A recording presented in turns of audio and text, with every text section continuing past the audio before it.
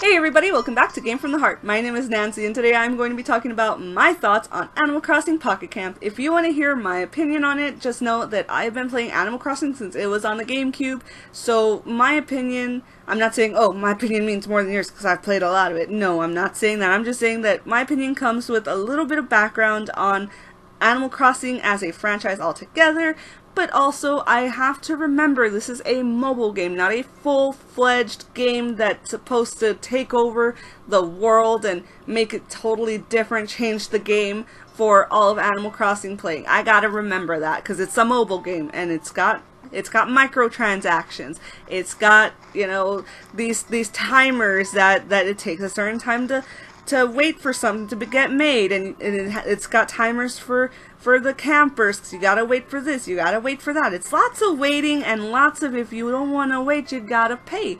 So I'm going to talk about what I like, what I don't like, what I think could be done better, and what my personal opinions are on this game. So, what I do like about this game is that it reminds me a lot of the old Animal Crossing games because you see characters you've seen before. The very opening, you get KK Slider talking to you, and it's, oh, my heart went crazy, guys. But you don't actually get him at your camp unless you pay.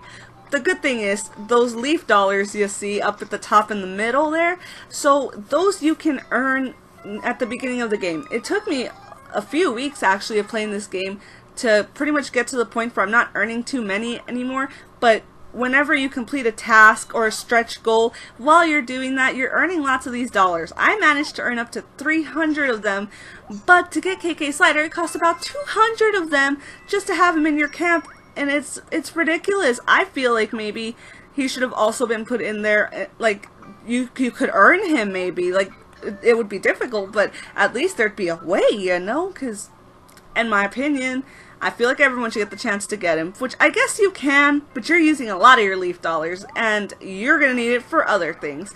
So when I say that, the items that you see behind Apollo here, they don't take leaf dollars, but they do take material like the paper, the cotton, they take bells. You have to use a lot of different materials to make these things, and at first you're earning so many materials because you're meeting so many people and you're getting so much stuff, and you're like, yeah, I've got lots of materials. Oh no, I can't hold this many materials, I can only hold a certain amount of materials in my bag. Oh, it's okay, not a big problem, it's all filled up. Well, I'll tell you what, sure, it's easy to make the items at the very beginning because they're kind of crappy items that they don't require too much material, but once you want the good stuff, once you want the nice looking stuff, it's gonna be a lot of material and it's gonna cost you if you don't got that material, which really sucks in my opinion, because see, 2 pieces of wood and 1 piece of steel, you are not earning as much as you need in that amount of time that you may want to make that item. I tried to make 2 items and I didn't even know if I liked it that much. I was like, honestly, I should have paid attention. But I was like, oh, it can't be too bad, so I want this item and I'm going to order another one, you know? And I was waiting for that item to finish being made, which took 5 hours. And yeah, sure, if you want to hurry it up, use your dollars. But trust me, those dollars are going to go fast if you're just using them, like, to speed everything up. So I was like, okay, I'll wait the 5 hours. I waited the 5 hours. And then, so I was ready to make the new one, and it turns out I didn't have enough essence. And essence is what you get from particular characters, and some of the animals have cool essence, natural essence, cute essence. It depends what kind of animals you talk to, and the tasks you complete for them, and you don't get very much of these materials, and it's taking me a while. It's been 3 days, and I play this game daily. I've been doing this for 3 days, just going up to people who have like natural essence, so that I could try to earn some to make another one of these furniture, and I'm still not there, and oh my goodness, it's really annoying me a bit, but that's okay, because it's not all about just making things in this game. You can play it in a way where you're just going around catching bugs, or just talking to the animals and doing their requests. And you can fish, and that's really nice, but a lot of the time, a certain animal wants a certain item, and they may want a lot of it that you cannot find at that moment, and that kind of sucks, but they do obviously once a day they all change, or once every few hours they change where they're at, they change what they want, and that's cool. I really like that. You don't have to plant any trees or anything. All of the fruit that you could possibly need per animal is always in abundance. The thing that I always have problems with is just the fish and the bugs, just because certain animals want a certain amount of bugs and you can't always find that many. You do get something called honey that you can put over there in that tree stump, but they give you like 4 free at the beginning, and then you gotta pay the leaf dollars for the rest, which I think, you know, I kind of get. It's something that makes your life easier, and they do give you a little taste of it at the beginning to get you hooked. And I'm not gonna lie, guys, when the animals that I want in my campsite ask for something and I don't have it, I really want them in my campsite, and I consider paying the 15 leaf dollars just to get them in there. But I do like that once you capture a creature or a bug, it does tell you what it gets, or what animal you could get for that, for the honey, for that specific dollar amount. And they do that with the fish too, because they have certain nets that you can use and pay also. But they also give you a few free, so they can give you the taste of how easy it could be. So I do suggest whenever you see a fish, whenever you see a bug, just go catch it, because you never know what animal's gonna want how many of a certain kind. Even if it's something that you're like, that's not too pretty, go get it, so you might need it later. And of course it has the marketplace box, where if you have a lot of a certain thing and nobody's been asking for it lately, you can put it in your market box, and people who might need that item, who are in your friends list, can see that you're selling it and go buy it for a certain amount of bells, and you can charge as much as you want for it. Well, not like there are certain limits, of course, but there's that, which I really like a lot. The marketplaces, I don't really ever need items that I see people put up there, because a lot of the really good stuff that you need for some of the characters, a lot of people just use it for the characters at their campsite and stuff. So I just see things like fruit on the marketplace, and I'm like, I don't need fruit. There are plenty of fruit. No thank you. But that's just how I feel about that one. As for the characters, I do see a lot of them that I've seen before in a new Leaf, so a lot of the characters are basically the same. They're not like super well known. Like I said about the whole KK Slider thing, you do have to pay for him and stuff like that. You do get a variety of styles for the campsites. At the very beginning of the game, you can choose to have a cool campsite, a pretty cute campsite, and a natural one, and you can change that later. It just costs bells if you want to change that, and when you level it up, there are different ways that it looks, because it gets bigger, and then you have amenities you can choose to go with it once you level it up a bit, which I think is really cute. And like with me, I'm going with the natural look, so mine is my amenity that I get with that. Once I level it up to level 3, I get a picnic site, which I think is super cute, and I like that a lot. So if you want something different, you gotta go through those tiers. Like, let's say halfway through leveling up, you're like, oh, I don't want this anymore, I don't like the way it looks. You gotta start all over again from the beginning with the different tents. So yes, you can change it, but I suggest you make a decision on something you actually want at the beginning. So as far as I know, with character customization, you can only customize your character at the very beginning of the game.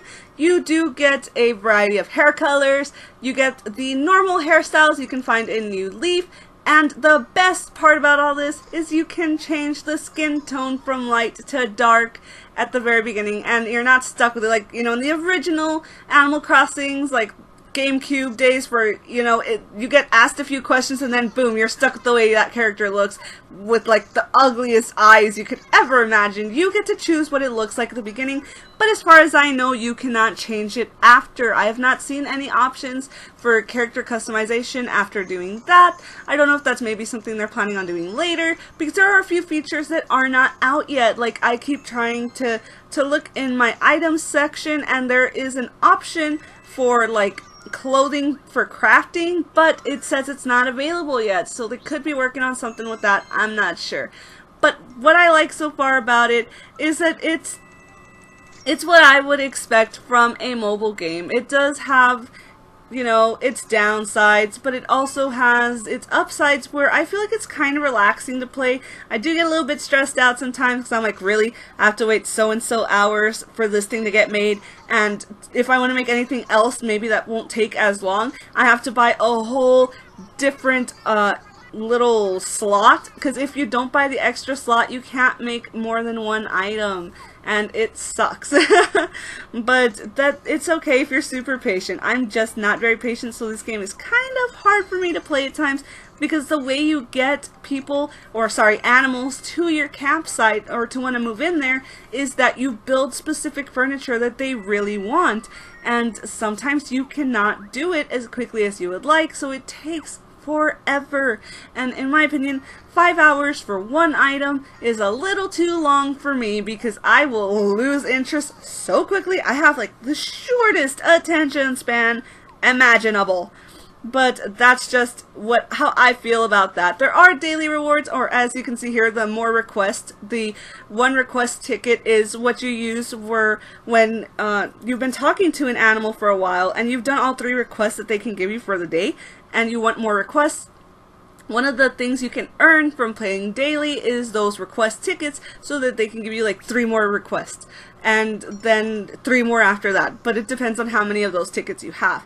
Other than that, there's not really much more you can do if you want to do more things for those characters, which I think is kind of lame, because if I want to spend my whole day making people or animals happy in this game, then that's my problem. That's my idea. The one thing I really disliked about this game, though, because I feel like overall this game is pretty decent for what it is the Shovel Strike Quarry. I am not a big fan of it, because you need at least 5 friends, and sure, there's random people you can befriend throughout the game, because there are actual people who come to your campsite and their characters sit there and you can friend request them, stuff like that.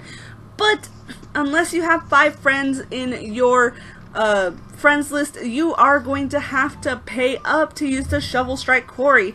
The rewards change daily for that. You can either get items, material, or bells. It really depends, but it costs about like 16 or 20 tickets, excuse me, 20 leaf dollars, and it costs that much just so you can go play for a bit, and I don't even think it's that fun. Like, I think it would have been fun if you didn't have to pay for it. It's just something fun to do, simple, easy. But to start having to ask people like, hey, help me out with this, you have to click on this button on my name, a lot of people aren't going to want to help you out. Like, at least in my experience, I've had people not really caring to help, but they don't have a problem requesting me for help.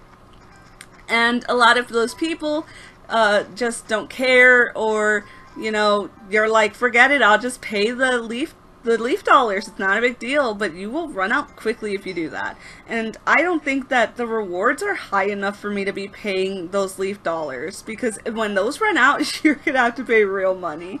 So I thought for sure I was gonna go in having a really positive review, but it's more of indifference. If you like Animal Crossing and you want something that kind of has the feel, but without all of you basically needing to constantly be there doing one thing after the other, then this is kind of the game for you, because there's a lot of waiting. You gotta wait for characters to actually want to request from you the next day. You gotta wait for furniture to get made. If you just want something that you can basically do all of the quests and all of the requests, all of the crafting that you need to do for the day, all in about 10-15 minutes, then this is definitely the game for you. If you want to just hurry up, do something real quick, and then get some rewards later for it. But if you want a game that's constantly having you do really fun stuff, that you're always kind of checking up on everything, then this is not a game like that, because you have to be so patient. But if patience is your game and you want something quick and easy, this is definitely the game for you. I don't really have bad things to say about it, just things that kind of annoy me a little bit, because all in all, I'm still playing this game after a month, and I still really like it a lot. So these were my opinions. If you guys liked this game a lot, please let me know in the comments below what you really liked about it. If you didn't like this game so much, please let me know in the comments below what you didn't like about it. And let me know what a mobile game I should review next that's free, because I'm broke. But hopefully soon on the channel we will be reviewing Pokemon Ultra Moon or Sun, because I did get those recently, so hopefully we'll talk about those. I have not started them yet, but I definitely wanna review it for you all. Thanks so much for watching, guys. If you want to see more videos like this, please let us know in the comments below. Don't forget to like, subscribe, and we'll see you all later. Bye!